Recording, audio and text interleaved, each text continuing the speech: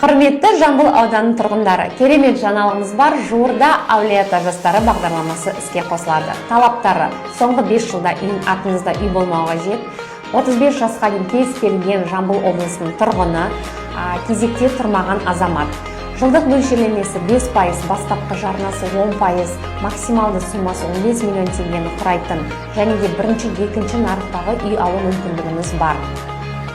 Қосымша кеңес алу үшін Жамбыл ауданы бойынша Аса ауылы Абай 22 мекенжайында орналасқан отбасы банкінің кеңес беру орталығына келіңіздер. Келіңіздер, депозит ашып, бағдарламаға міндетті түрде қатысыңыздар.